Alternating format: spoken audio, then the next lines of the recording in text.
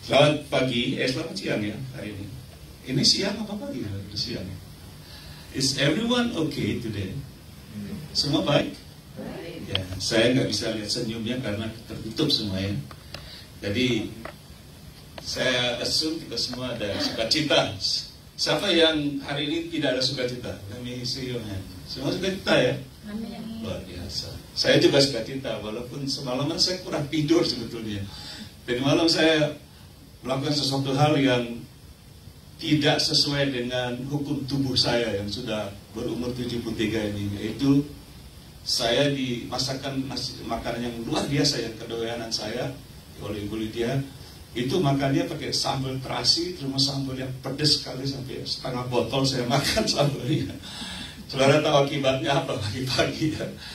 Tapi ada Roh Kudus dalam saya. Amin. Amin. Ya, saya melihat bahwa di masa pandemik ini hampir semua manusia ya, semua manusia di dunia ini berusaha untuk mempertahankan nyawa, betul?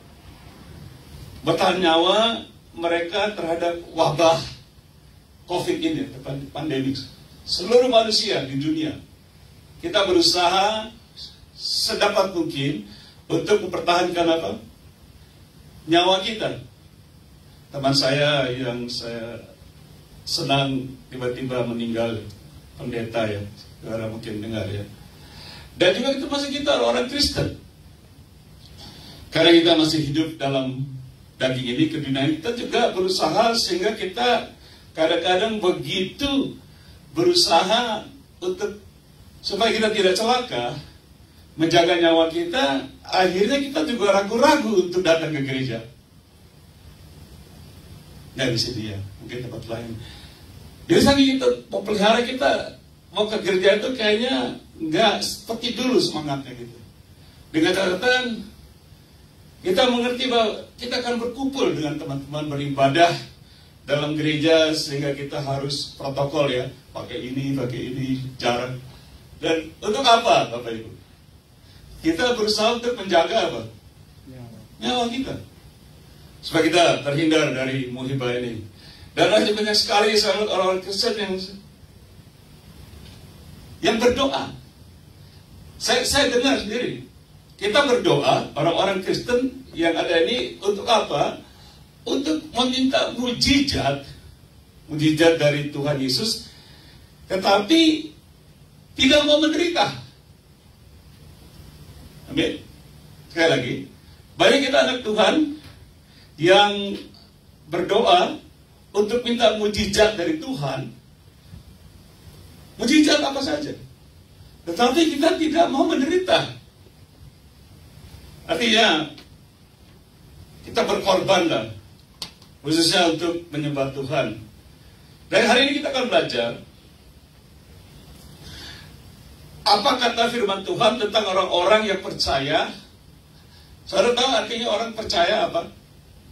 Orang Kristen artinya pengikut Tuhan, betul? Pengikut Tuhan Yesus. Itu orang Kristen. Bahasa Inggris katakan Christians. Christians means the followers of Jesus, betul? Setuju tidak? Kristen artinya pengikut Kristus.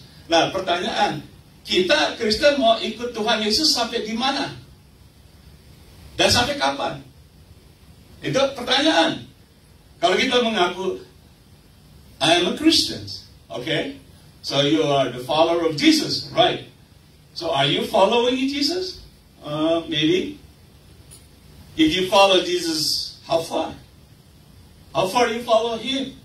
Bagaimana saudara mengikut Tuhan? Nah, saya heran, karena kita ini orang Kristen, bukan saya menuduh ya. Saya lihat dengan mata kepala sendiri, banyak kita mengaku Kristen, tapi kita mau ikut Tuhan Yesus saja ke gereja takut.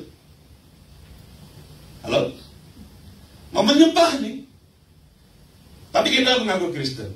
Nah, apa yang dikatakan Alkitab, kita belajar hari ini, tentang kita orang Kristen di akhir zaman ini, di saat-saat ini. Mari kita berdoa. Bapak, terima kasih, berkati kami, jemaat yang hadir, berkati firman-Mu, berkati juga hamba-Mu ini, di dalam nama Tuhan Yesus Kristus, hamba berdoa. Semua yang hadir katakan Amin. baik. Kita akan melihat judulnya hari ini. Saudara bisa baca di layar. Judulnya itu mempertarungkan nyawa kita. Mari kita katakan bersama. 1, 2, 3. Mempertaruhkan nyawa kita. To sacrifice our soul. Mempertaruhkan nyawa kita. Saya dengan cepat, tidak akan lama siang ini. Nomor 1, point number 1. Pertanyaan, apakah Tuhan Yesus sudah datang ke dunia ini untuk bersenang-senang saja? Did the Lord Jesus Christ come to this earth just to have a good times? Apakah kita menjadi orang Kristen hanya untuk bersenang-senang? Hanya untuk menikmati persekutuan? Apa kita, ayo makan gak makan ngumpul gitu ya? Ini kita orang Indonesia nih. Kalau di ibadah harus ada makan. Iya. Saya dulu melayani di kami gereja di Long Beach, ditegur sama orang-orang bule. Ini pasti nasi-nasi ini orang Indonesia nih. Ada di karpet banyak nih. Mereka nggak ada makanan orang bule. Hanya kita orang Indonesia. Tapi kan memelihara kebudayaan ya. Amin. Jadi apakah Tuhan Yesus waktu dia datang ke dunia ini dia hanya untuk bersenang-senang?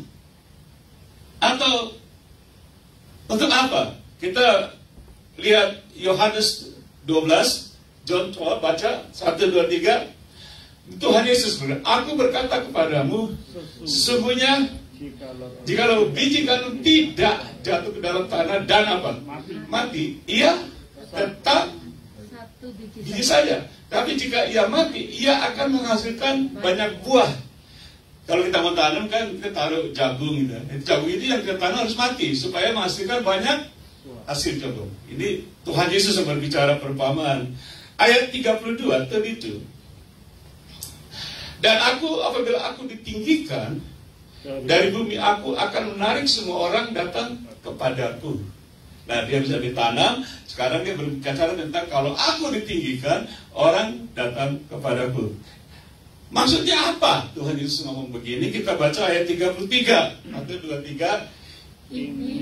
Ini dikatakannya untuk menyatakan bagaimana caranya ia akan mati. Ya, ada musik. Kita tahu dari mana tapi tidak apa-apa. Jadi, tadi kan pertanyaan, ingat, apakah Tuhan Yesus datang ke dunia ini untuk bersuka cita, untuk senang-senang? Ternyata kita lihat dia datang untuk apa? Mati di kayu salib. Ada amin? Amin. Kita lihat Matius 27. Kemudian betul ini 27? Oke, ini agak berkencang. Oke. Kemudian saudara-saudara wali negeri membawa Yesus ke gedung pengadilan, lalu memanggil seluruh pasukan berkumpul sekeliling Yesus. Next verse. Mereka menanggalkan pakaiannya dan mengenakan jubah ungu padanya. Next verse. Baca dong. Mereka menganyam sebuah mahkota dari duri dan menaruhnya di atas kepalanya, lalu memberikan dia sebatang bulu di tangan kanannya. Kemudian mereka berlutut di hadapannya dan mengolok-olokkan dia. Katanya, salam hai raja orang Yahudi. Coba lihat ayat next verse. Mereka apa? Mereka apa? Sekali lagi, mereka apa? Meludahinya dan mengambil bulu atau bambu itu dan memukanya ke kepalanya. Halo? Apakah Tuhan Yesus datang untuk senang-senang? Sesudah dikebukin, diludahin oleh prajurit, next verse, lantas apa? Sesudah mengolok-olokkan dia, mereka menangkapkan jubah itu daripada dan apa? Menekannya pula pakainya kepada, lalu baca keras. Kemudian membawa dia disalibkan. Sebelum Tuhan Yesus disalibkan, dia menderita tidak? Dikebukin, diludahin. Masih mau ikut Tuhan Yesus? Hah? Tuhan Yesus mempertaruhkan nyawanya tidak untuk kita? Kalau kita pernah belajar, bulan lalu saya ajarkan, saya ingat sini, katanya semua menjadi seperti Yesus. seperti Kristus. Betul? Mau menjadi seperti Kristus? Serius? Saya sering bertanya diri saya sendiri, tadi pagi saya, terus terang saya gak kuat, kalau saya gak tidur semalaman karena masalah. Tapi saya bilang, Tuhan, kalau walaupun dengan begini, saya harus berdiri berkhotbah. I'll take it. Pernah saya juga sudah ditegur oleh dokter saya, hari Kamis kamu emergency berangkat sekarang. Saya bilang, dok, tunggu, hari Minggu ini saya mesti khotbah di Maranatha. Kamis sampai Minggu kan lalu, hari Senin baru saya pergi surgery. Halo? Are you Christians? Kita mau ikut Tuhan Yesus, tapi ternyata kita lihat dia datang bukan senang-senang. Gak ada lagu-lagu kayak begini. Tapi kita lihat dia datang untuk dia dibunuh. Dia mati. Coba lihat Matius 27 ayat 50, 1, 2, 3. Yesus berseru pula dengan suara nyaring, lalu apa? Menyerahkan nyawanya. Itu dari kayu salib. Halo? Dia datang bukan aku mau have a good time di dunia. Dia udah kasih tahu aku akan mati, dibunuh. Dan juga sebelum mati dia dipersulit, diludahi. Saudara belum pernah diludahi. Saya dulu di pasar-pasar, di pasar Senen tuh udah segala macam deh. Sesudah begitu sebenarnya di kayu salib. Dan di kayu salib dia menyerahkan apa? Menyerahkan apa? Menyerahkan apa? Nyawanya. Untuk siapa?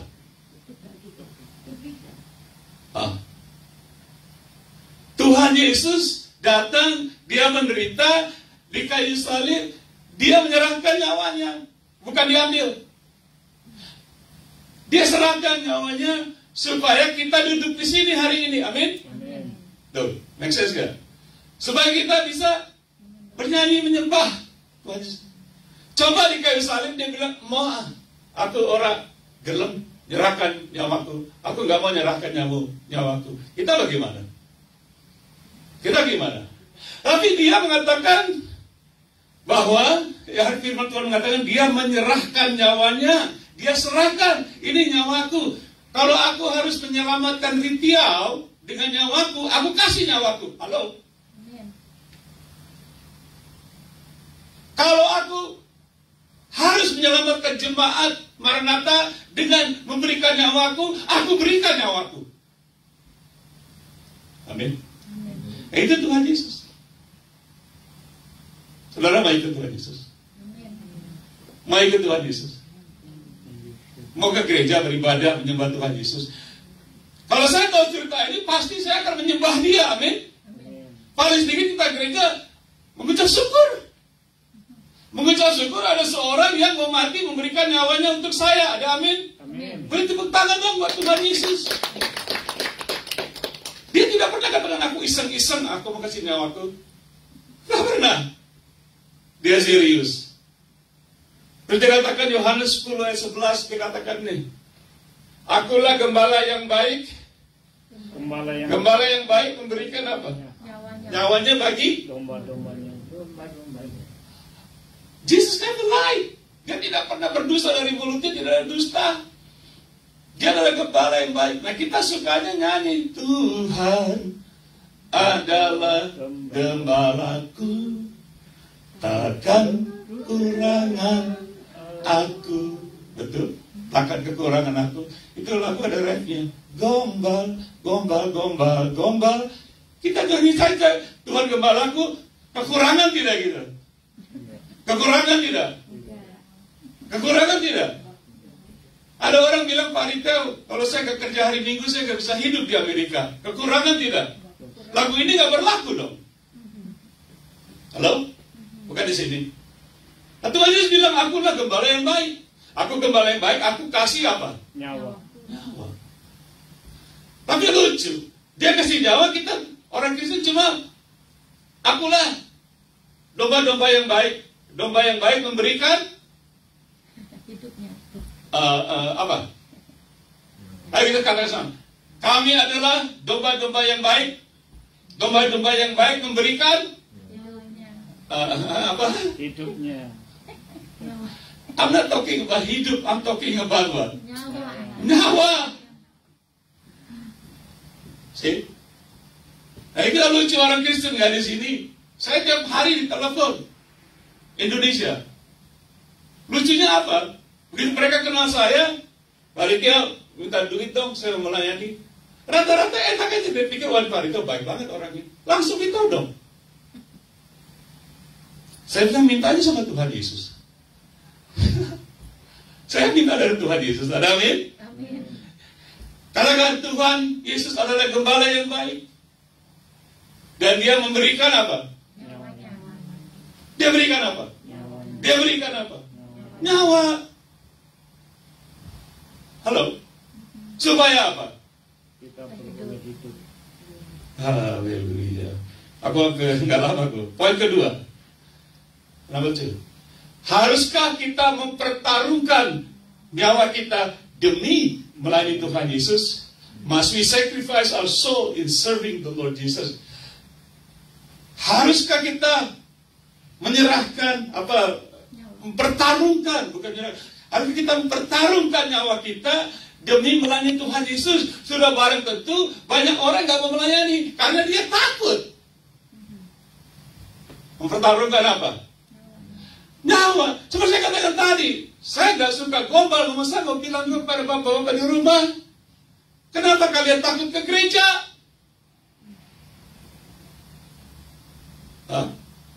Ini bukan melayani loh ke gereja, menyembah aja takut mati. Ada tidak orang menyembah Tuhan terus mati? Ada nggak Bu? Ada nggak? Pernah dengar nggak? Saya kan tadi bilang, kita mempertaruhkan nyawa sehingga gereja saya kita nggak mau celaka. Nggak di sini, di Hong Kong banyak. Di sini baik-baik gitu. Makanya judulnya kita pertaruhkan nyawa. Kalau saya mau ikut Tuhan Yesus, dia memberikan nyawanya, berarti juga saya patut mempertaruhkan nyawa saya untuk melayani dia. Make sense? Betul? Amin. Amin? Amin. Saya mengatakan amin. Amin. Amin dong. Itulah kita orang Kristen. Coba saudara baca Matius 16 ayat 25, 1, 2, 3. Karena ini Tuhan Yesus yang ngomong. Karena barang siapa mau menyelamatkan nyawanya, apa? Ia akan apa? Kehilangan nyawanya. Tetapi barang siapa kehilangan nyawanya karena aku, ia akan apa? Mau yang mana? Memperolehnya. Mau yang mana? Hah? Mau yang mana? Mau yang memperoleh. Misalnya tadi kita mau ibadah saja takut nyawa kita hilang.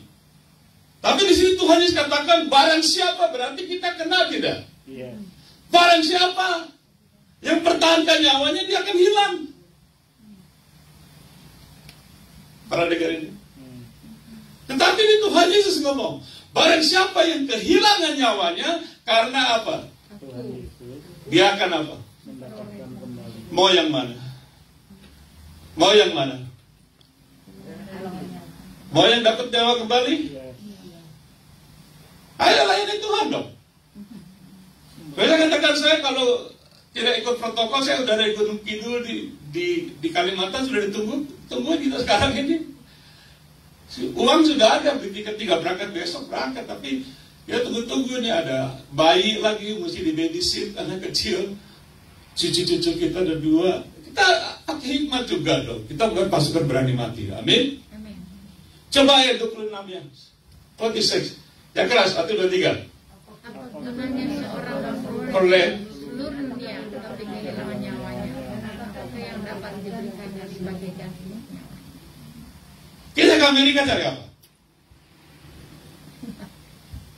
Saudara pernah berdoa dari Jakarta, Tuhan kasih aku visa supaya aku pertaruhkan nyawaku di Amerika melayani Tuhan. Pernah berdoa gitu? Doanya gimana sih? Tuhan, ini di Indonesia ya, Surabaya, Jakarta. Tuhan kasih aku visa supaya aku bisa pergi ke Amerika. Supaya apa? Supaya apa? Supaya apa? Supaya berubah kehidupan, supaya apa? Betul berubah kehidupan, emang di Indonesia nggak bisa berubah hidup. Untuk financial, betul? Itu maksud kamu kan? Oke, enggak juga. Kita lebih maju kan? Kita lebih sukses. Begitulah, sukses kan? Buat anak-anak. Kan? Buat anak-anak, betul? Dan Tuhan juga katakan, jangankan Amerika, dunia, walaupun kita sukses demi keluarga dan anak-anak, kita memiliki seluruh dunia. Jangankan Amerika, jangankan LA, jangankan cuma Bellflower. Tuhan kata, kalau kita milik seluruh dunia, tapi kita kehilangan nyawa kita, gimana? Apa gantinya? Betul buat keluarga. Saya babysit cucu saya waktu udah tua mungkin setengah mati. 8-9 jam sehari. Ini udah umur mau 74 tahun ini. Kita keluarga. Saya tahu kita ke Amerika. Kita semua mencari nafkah. Amin. Orang kalau tanya saya, Pak Rito, enak aja Pak Rito ngapain ke Amerika? Saya bilang, saya nggak pernah mau ke Amerika. Saya dipaksa oleh bapak saya. Kami ada pelayanan. Setiap hari 200 orang di rumah kami. Anak muda. Ibu Lydia 21 tahun, saya 24 tahun. Tiba-tiba ayah saya bilang, kamu ke Amerika. Saya baru keluar dari Naga, nggak ada apa-apa. Saya disuruh bapak saya kemarin. Amin. Saya bukan membanggakan diri, Bapak Ibu. Saya bukan menunjukkan saya hebat, tidak. Saya menunjukkan Tuhan Yesus ngomong apa. Betul? Yeah. Tuhan Yesus bilang apa? Kalau saya ngomong gombal, tapi saya bilang walaupun kita memiliki seluruh dunia, harta dunia, tetapi kita kehilangan apa? Nyawa. Gali. Tadi kita bilang, kalau kita kehilangan nyawa karena mencari harta dunia, susah dapatnya. Tapi kalau kita kehilangan nyawa karena melayani Tuhan Yesus, kita dapat kembali tidak? Yeah. Pilih yang mana? Cuma istri saya yang tepuk tangan. Ya. Bingung ya. Bingung ya hal pagi ini ya. Membingungkan tidak? Enggak bingung. Cuma kita gak pernah dengar aja. Saya yakin saya jarang dengar hamba Tuhan ngomong seperti gini di mimbar. Ini bukan khotbah di mimbar ini.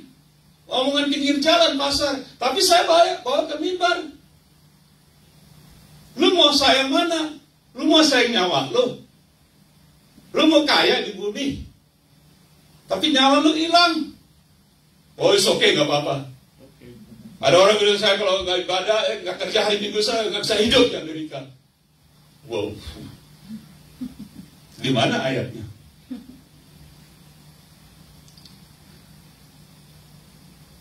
Second Timothy 2:3-4. Paulus sekarang. Paulus. Ikutlah, ikhlas kepada.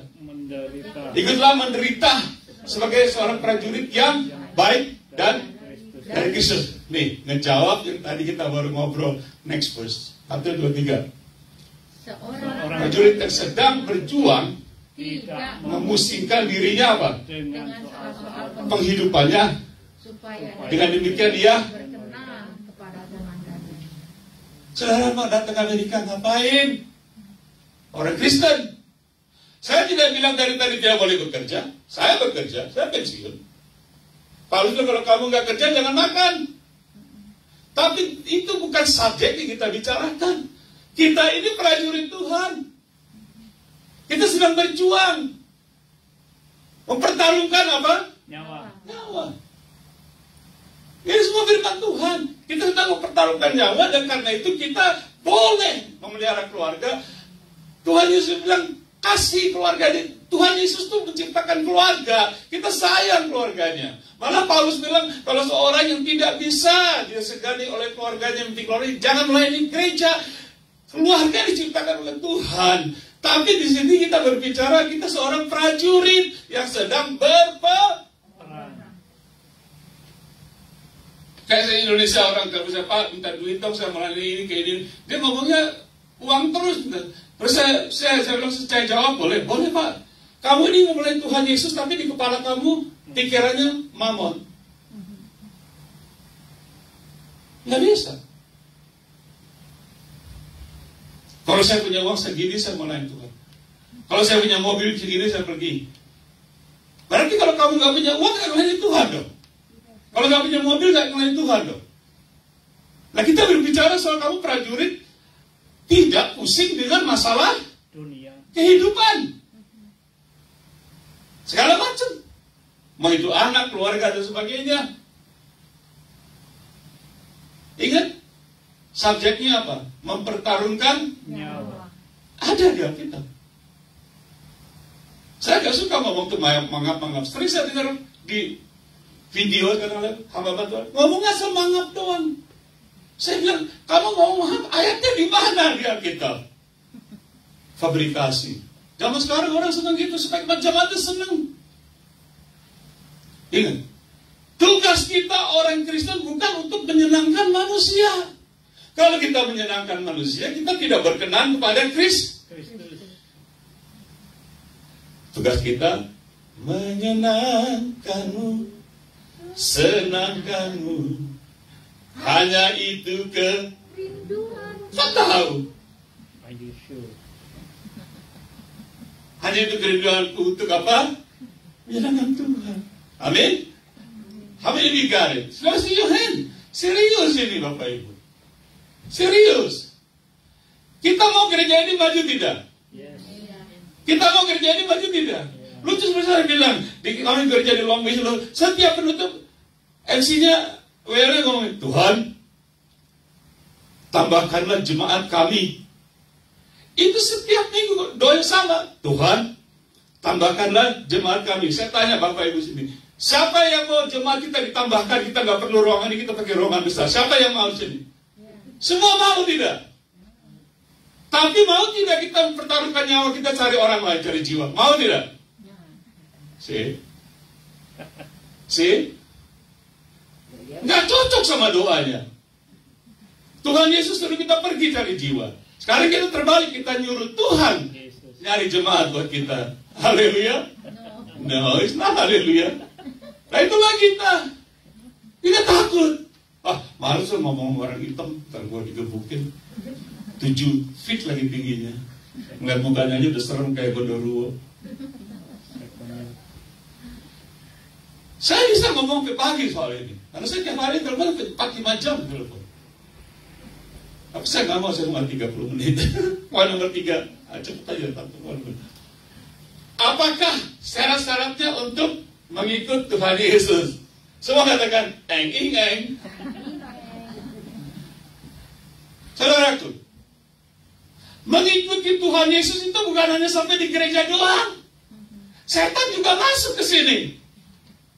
Percaya nggak ada setan di sini? Ada orang di postingan mau jebak postingan saya banyak soal ini. Saya bilang ada setan.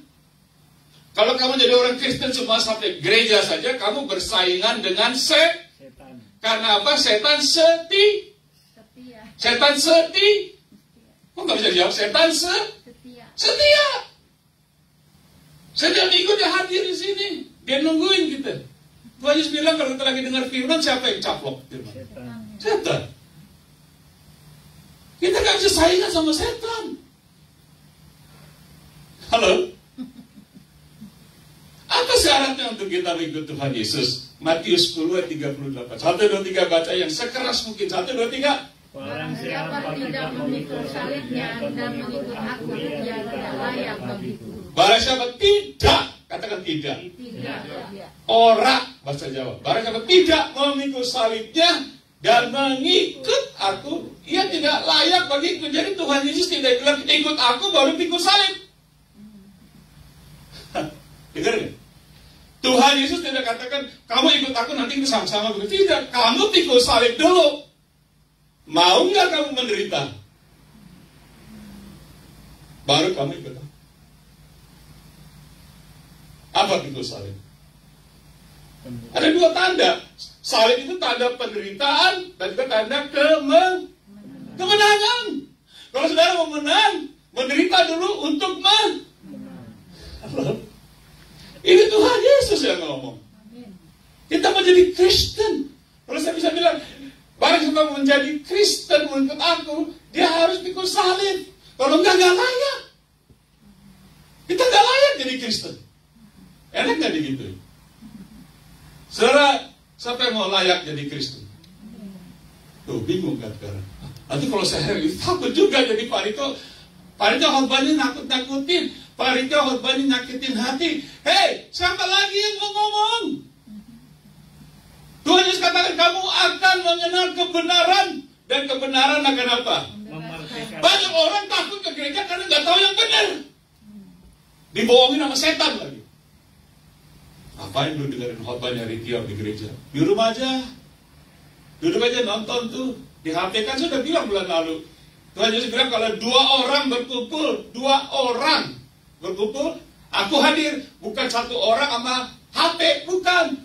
Bukan 1 orang sama televisi. Nonton, nyembah dengan televisi. Tuhan Yesus katakan 2 orang. Tuh, dengar gak? 2 orang berkumpul. Atau 3 orang, aku hadir. Pak, jangan keras-keras ke khotbahnya. Gak keras. Cuma ngasih tahu.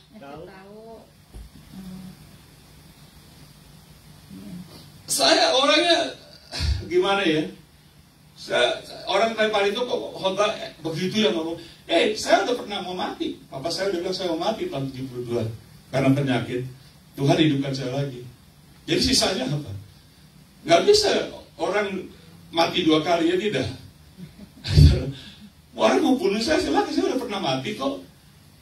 Sekarang dulu papa saya udah habis, istri saya tahu tuh. Matius 16 ayat 24, baca yang keras 1, 2, 3. Lalu Yesus berkata kepada murid-muridnya, setiap orang yang mau mengikut aku, ia harus menyangkal dirinya. Gak lama kemudian dia kumpulin murid-muridnya. Halo, dia katakan hal yang sama. Baca sekali lagi, dikatakan apa? Setiap orang, termasuk kita tidak? Setiap orang yang apa? Mau mengikut aku, ya harus menyangkal dirinya, memikul salibnya dan mengikut aku. Pikul salib dulu, baru ikut. Nyangkal diri. Apa artinya nyangkal diri? Ada yang saya lihat seorang hamba Tuhan melayani seorang manajer bank di Indonesia. Dia bilang gini, penginjilin, Bapak harus bertobat. Enak aja lu, bertobat dari apa? Gue gak pernah bunuh orang, gue gak pernah mencuri, gue manajer bank. Bapak harus bertobat. Apa sih kamu ngomong bertobat? Gak tau yang manajer bank ini dukun. Dihantam, disantet, gak mempan. Akhirnya manajernya, saya lagi santet kamu ada terang kembali sama dia habis. Jadi pendeta sekarang. Jangan main-main sama hamba Tuhan. Ada haleluya. Amin. Dia pikul salib. Manajer bank dia tahu terkenal di Indonesia. Halo. Saudara mau pikul salib? Amin. Itu pertanyaan gampang. Yo, amin. Mau ikut Tuhan? Mau. Nah, semua mau kan? Mau menyangkal diri? Ya. Apa arti menyangkal diri? Biar kita manajer bank, kita kaya raya, kita miskin, kita nggak punya apa-apa, kita harus sangkal diri. Artinya di dalam hidupku ini tidak ada hal yang baik. Aku cacing, aku tangan liat. Tapi firman Tuhan mengatakan, God, why you so mindful of me? Kenapa engkau care buat aku? Aku ini cacing. Kita nggak ada bagus-bagusnya. Amin? Kok diam semua? Nggak senang, ini nggak diundang lagi nih Pak Rito. Ngobrol keras banget Pak. Kan judulnya menyangkal diri. Poin terakhir. Udah habis aku. Waktuku selesai. Yang terakhir. Nubuatan siapa? Tuhan Yesus. Tentang Apa yang akan terjadi sebelum kedatangannya kembali. dari kenubuatan. Kalau nabi-nabi bernubuat terjadi tidak? Ya. Nabi Yesaya menubuatkan kelahiran Tuhan Yesus, kan betul? Ya. Di kandang beliau seorang wanita perawan lain. Ini Tuhan Yesus bernubuat sendiri dia tentang akhir zaman. Nubuatan ini dikatakan oleh Tuhan Yesus 2000 tahun lebih. Sekali lagi, nubuatan yang akan kita baca ini dikatakan oleh Tuhan Yesus 2000 tahun lebih untuk sekarang ini, masa terakhir. Nubuatan ini dan sedang terjadi. Mau dengar? Mau dengar nubuatan Tuhan Yesus? Ini bukan nubuatan dari dia, bukan. Saya katakan tadi, mungkin saya bisa ngomong sembarangan khotbah. Saya nggak suka, tapi saya mau kasih tahu saudara dan kita semua di rumah juga. Ini nubuatan Tuhan Yesus tentang sekarang ini. Amin. Kita lihat Matius 24 ayat 7, agak panjang tapi cepat aja. 1, 2, 3. Sebab bangsa akan bangkit Melawan bangsa dan kerajaan melawan kerajaan, akan ada kelaparan dan gempa bumi di berbagai tempat. Baca bahasa Inggrisnya. For nation will rise against nation and kingdom against kingdom, and there will be famine. After famine apa? Pestilences. Di Indonesia tidak ada. Pestilences artinya apa? Wabah penyakit. Tuhan Yesus sudah ngomong ini 2000 tahun lebih. Pestilences, bahasa Inggris katakan, wabah penyakit dan earthquakes in various places. Tuhan Yesus sudah kasih tahu bahwa di hari terakhir sebelum dia datang, kan murid-murid tanya, kasih tahu kami dong tanda kedatanganmu. Oke, saya kasih tahu tanda kedatangan saya. Tandanya doang, dia bilang ini akan ada penyakit sampah. Contohnya apa? Contohnya apa? Tuhan Yesus sudah kasih tahu. Saya sudah tahu ini 40 tahun yang lalu, saya belajar di sekolah Alkitab. Akan ada penyakit sampar, tapi kita, kaget. Sekarang banyak pendeta-pendeta, lucu. Mereka berdoa puasa, ayo kita berkumpul gereja, kita berdoa. Untuk apa? Untuk apa? Melenyapkan nubuatan Tuhan Yesus. Aneh tidak? Serius, saya pernah ada pendeta-pendeta loh. Ada yang berdoa di video apa di sosial. COVID-19 pergi, berhenti. Itu nubuatan Tuhan Yesus. Disuruh kan? Astagfirullah. Dia kayak gitu. Tuhan, dalam COVID-19 berangkat, pergi, lenyap. Ini nubuatan siapa? Harus terjadi tidak? Amin. Next verse. Akan tetapi semuanya itu barulah, yang keras baca. Permulaan. Permulaan senang-senang. Permulaan penderitaan jelang baru. Semua yang kita alami ini belum seberapa. Ini belum seberapa. Dikatakan Tuhan Yesus, permulaan penderitaan. Baru permulaan segini. Kalau segini permulaan, bagaimana nanti? Saudara mau tahu bagaimana nanti? Baca ayat berikutnya. Yang keras. Yang keras. Pada waktu itu kamu akan apa? Diserahkan. Supaya disiksa. Dan kamu akan dibunuh. Oh my goodness. Dan akan dibenci semua bangsa oleh karena namaku. Ini Tuhan Yesus ngobrol sama murid-muridnya 2000 tahun yang lebih. Murid-murid nanya, kasih tahu dong tanda kedatanganmu, wahai sahabat. Tuhan Yesus kasih tahu, kamu akan dibunuh. Saya ngomong gombal enggak? Sampai bilang saya ngomong gombal. Buat debat Tuhan Yesus. Tapi banyak hamba Tuhan berdoa, Tuhan, lenyapkan semua ini. Emangnya itu Tuhan Yesus?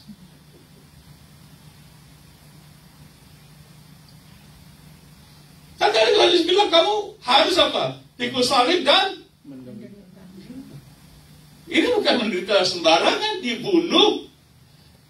Tuhan Yesus tidak takut ya? Udah mau keluar ya? Takut ya? Pernah dengar ini enggak? Sih? Inilah kita orang Kristen. Oh Pak, jangan khotbah yang macam gitu Pak. Loh, yang bagaimana lagi? Supaya kita tahu. Sekarang kan kalau gitu malas itu Tuhan Yesus. Kita mulai mikir ya. They will deliver you up to and they will kill you, man. Murid-murid, they will kill me. Yeah, they will kill you because of me. Karena kamu ikut aku, bahasa hari-harinya, karena kamu ngikutin aku, kamu akan dibunuh. Tapi kita jangan takut, amin. Tuhan Yesus kan bilang, kalau kamu kehilangan nyawamu karena aku, akan apa? Mendapatkan kembali. Kalau kamu kehilangan nyawamu karena aku, kamu akan Aku adalah kebangkitan. Kamu akan hidup walaupun kamu sudah mati. Itu Tuhan Yesus ngomong di Yohanes 11. Nah sekarang kita aduh malas ke Tuhan Yesus, gue bisa mati, dibunuh lagi. Amin. Saya mau selesaikan tidak? Boleh tidak selesaikan dokternya? 5 menit lagi. Ayo, terus naik ini terus.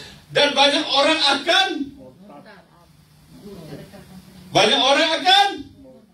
sekali lagi banyak orang akan dan akan saling menyerahkan dan ini cuma benci.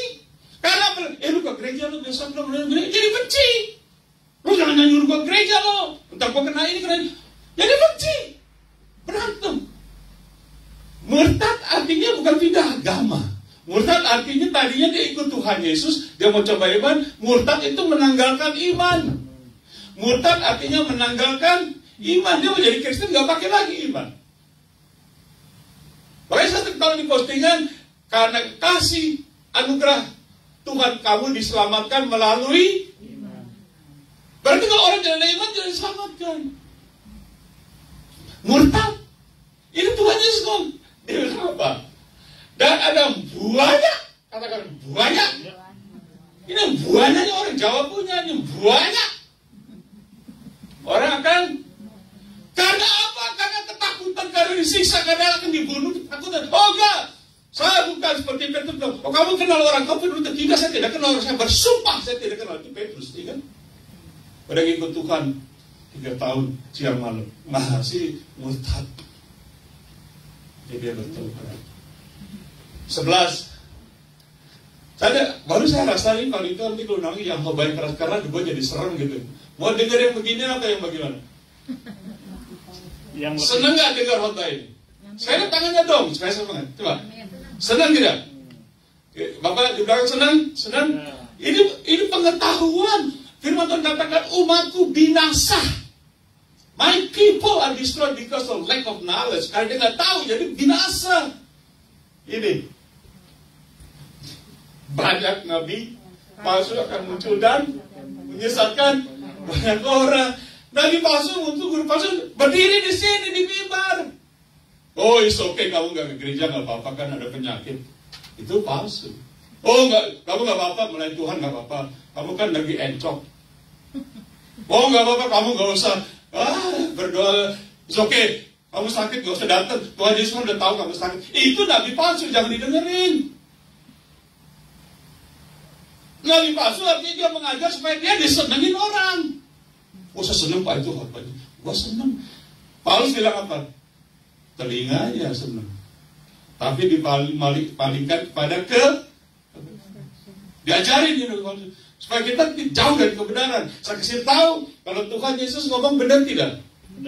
Benar. Saya kasih tahu yang benar supaya kerja ini maju. Kita nggak perlu kuantiti, kita perlu quality.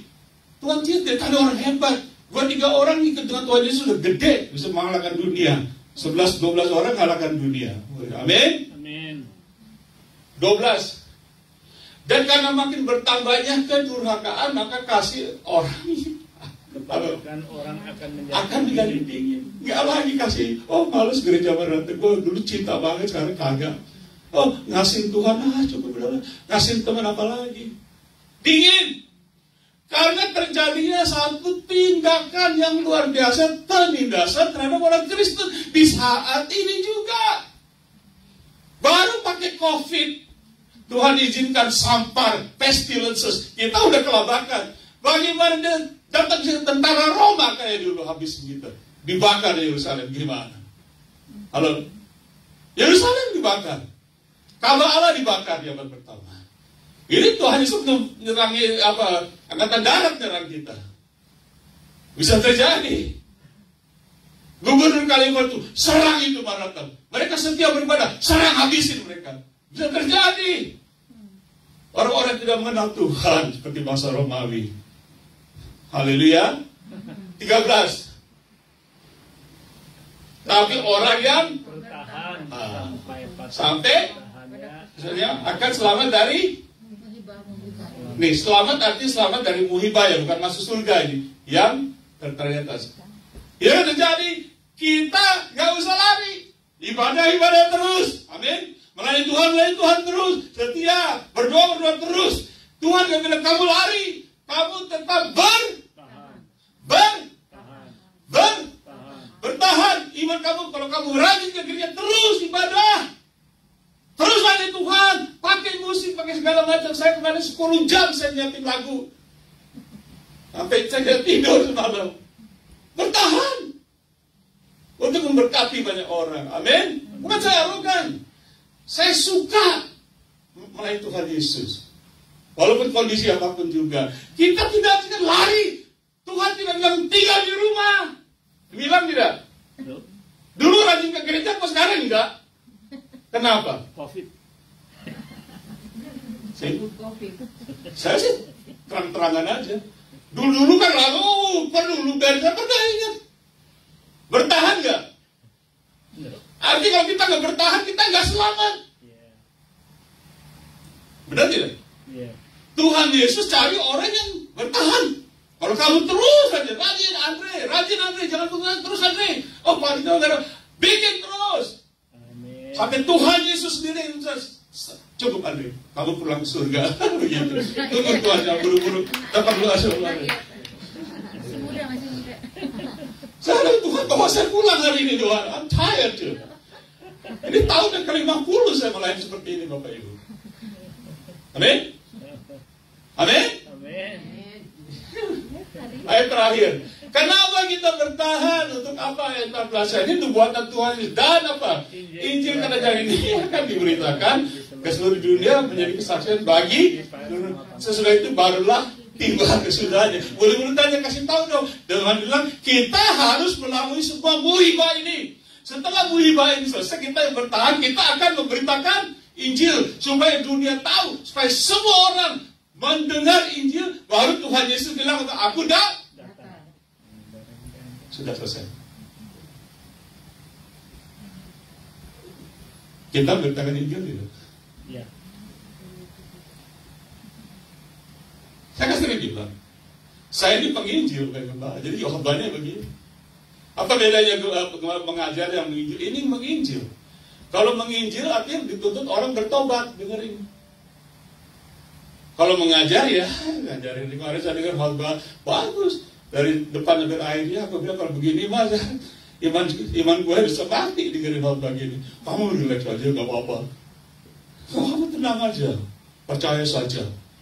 Percaya saja, setan juga percaya. Halo. Nah serius nih, itu dia tahu ya. Saya udah, wah celaka banget nih orang pendeta ngobrol begini. Apa aplikasinya? Gue udah selesai. Aplikasi mempertaruhkan nyawa kita, betul? Ingat judulnya apa? Mempertaruhkan nyawa. Yang keras, mempertaruhkan nyawa. Lu pulang ingat. Saya mengikut Tuhan Yesus, saya harus mempertaruhkan nyawa. Saya akan ikut Tuhan Yesus jadi orang Kristen, saya harus berani mempertaruhkan nyawa. Dalam pelayanan juga. Coba kita baca ayat ini. Matius 10, tadi kita baca sekali lagi. Barang siapa mempertahankan nyawanya, ia akan kehilangan nyawanya. Dan barang siapa kehilangan nyawanya karena aku Yesus, ia akan perolehnya kembali. Mau pilih yang mana? Memperoleh kembali. Ada orang di Indonesia, kami sedang melayani banyak dia, ribuan orang. Saya pernah berdiri. Siapa yang mau masuk ke surga? Semua angkat tangan. Iya dong. Sekali lagi, siapa yang masuk ke surga? Semua angkat tangan. Siapa yang menderita mati buat Tuhan? Gak ada angkat tangan. Orang dengar ya, siapa yang mau menderita mati buat Tuhan Yesus? Gak ada angkat tangan. Terus saya bilang, kalau mau masuk surga mesti mati dulu dong. Iya kan? Kecuali kita Elijah ya, kalau kita diangkat lah gitu. Itulah kita. Masuk surga mau, menderita kagak?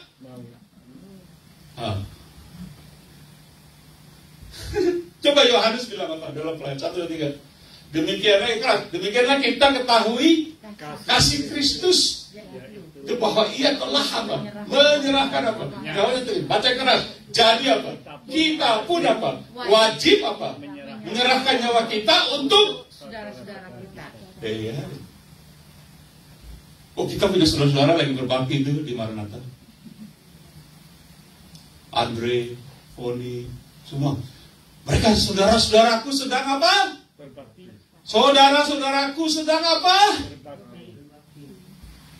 Tapi kok aku gak berbakti? Halo. Ayat ini mengatakan apa? Jadi kita pun wajib menyerahkan nyawa kita untuk saudara-saudara kita. Dengan kata lain, kalau saudara-saudaraku beribadah berbakti di Maranatha, aku juga harus berbakti. Walaupun nyawaku akan terancam. Itu maksudnya. Nanti, wah masa bodohnya ada Andre, pokoknya udah beres, ada Foni udah beres, Maranatha. Kok Faridnya, wah gue segan dengerin nonton Faridnya nyakitin hati. Baca sekali lagi. Bagaimana kita mau menderita buat Tuhan? Buat jemaat dan saudara kita nggak mau. Tepuk tangan dong buat Tuhan. Bingung ya dengar khotbah ini ya? Nih, saya kasih tahu ayat terakhir. Boleh nggak? Kita udah selesai, masuk saya udah habis. Jamnya nggak kelihatan apa-apa dia. Lampur mata saya. Nanti mau doa aja perlu katarak, nanti April sama kataraknya. Kalau saya tuh begini nggak kelihatan kali itu. Kayak pohon juga. Sorry. Matius 13 dan 30. Ini Tuhan Yesus. Dia akan datang. Apa yang terjadi kalau dia kecil? Baca ini 1, 2, 3. Kata Tuhan Yesus. Yang keras. Bersama sampai waktu menuai. Pada waktu itu aku di Yesus ya, aku akan apa? Berkata kepada para penuai, kumpulkan gandum lalang itu dan ikatlah berkas untuk dibakar. Kemudian kumpulkanlah gandum itu ke dalam lumbung. Tuhan Yesus katakan nanti didatang. Jadi pertama lalang sama gandum masih kecil, nggak ada bedanya, nggak kelihatan, sama. Semuanya kayak lalang.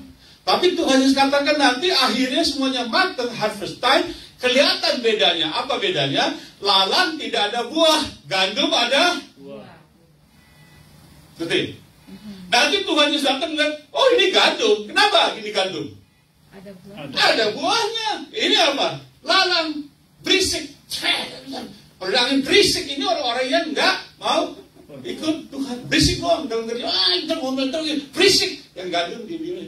Makin dia banyak gandumnya, dia makin apa? Nunduk. Tapi Tuhan Yesus bilang nanti dicabut dua-duanya, dipisahin. Yang lalang dibakar. Artinya nggak masuk surga. Tuh. Yang gandum Bakar. yang gandum, gandumnya di apa? Oh iya. Dikumpulin. Di gudang tuh. Dari Tuhan Yesus. Bapak Ibu, saya tidak ada kata-kata lain yang ingin saya katakan. Cuma saya hanya cerita hati-hati. Bukan hati-hati itu, tapi hati-hati jangan dibohongin sama pendeta khotbah di mimbar. Banyak penyesat. Saya bisa buktikan. Saya sudah sering buktikan. Pendeta-pendeta besar Indonesia itu ngomongnya global, penyesat. Saya bisa kehilangan keselamatan, udah bisa kehilangan. Ya ampun. Kita hamba Roh Kudus. Di mana ya kita hamba Roh Kudus? Astaga. Hari-hari yang sangat sulit bagi dunia, tetapi hari-hari ini yang dinanti-nantikan. Amin. Boleh saya bilang itu? Yeah. Karena ini nubuatan. Jadi kalau gereja, watch this, akan tutup semua ini. Kalau gereja, sekali lagi, kalau apa? Gereja kita. Kalau gereja setelah mendengar firman ini dan gereja ini dia lihat keluar, ternyata tanda-tanda ini sedang terjadi, mestinya kita bersuka cita. Kenapa? Tuhan sudah mau. Betul tidak? Kan dia tanda-tandanya, haleluya. Kalau gua mah haleluya, ya tidak? Gak usah khawatir bagaimana nyawa hilang. Oh Tuhan, terima kasih Tuhan. Kelihatan sekarang sampar, makin metron lah, ada sinetron segala. Ada gak sinetron? Gak ada sinetron. Semua segala macam. Wah kita bersuka cita. Oh Tuhan, sama dibunuh. Oh haleluya, gua masuk surga. itu orang Kristen. Tapi kalau alang-alang gimana? Amin? Kalau saudara mau diskus ini, nanti habis ibadah ngomong sama saya.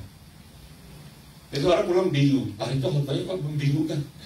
Bukan saya yang bingung, Tuhan Yesus yang bingung kamu.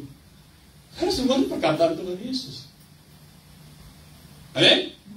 Ada orang pada itu kalau khotbah itu, kita dari begini. Bukan gua yang ngomong. I am just the messenger. Don't feel messenger. Amin? Saya minta dengan semangat 1, 2, 3 kita tepuk tangan buat Tuhan Yesus. Tepuk tangan. Saya yakin saudara gak akan dengar khotbah begini lagi. Gak akan. Garanti gak akan. Kenapa? Karena berjauhnya karena banyak pendeta mata duitan. Nggak diundang lagi, nggak ada amplop ntar. Atau jemaat lari. Jemaat lari ke Tuhan Yesus sih nggak apa-apa. Amin? Bapak Ibu di rumah, sorry ya. Bukan saya sorry minta maaf karena soal banyak. Sorry, saya kasih tahu yang jelas ke kalian mengerti. Kalian dulu semangat beribadah, kok sekarang bagaimana? Kan bertahan iman. Amin? Mari kita berdoa. Dapat juga hamba berhenti berbicara Tuhan, tapi biarlah firman-Mu tetap berbicara dalam hati kami. Roh kami masing-masing supaya kami mengingat, karena Roh Kudus adalah yang mengingatkan. Roh Kudus datang memimpin kita kepada kebenaran. Itu Yohanes 16 Tuhan katakan. Roh Kudus akan datang memimpin kita kepada kebenaran. Itu Tuhan Yesus sendiri kebenaran dan firman-Nya. Tuhan, kami sudah mendengar, Tuhan. Tolong kami untuk mengingat sudah melakukan dalam hidup kami sehari-hari. Kali ini berkati kami semua sementara kami pulang dari gereja ini. Dalam nama Tuhan Yesus Kristus kami berdoa. Semua katakan, amin. God bless you guys. Amin.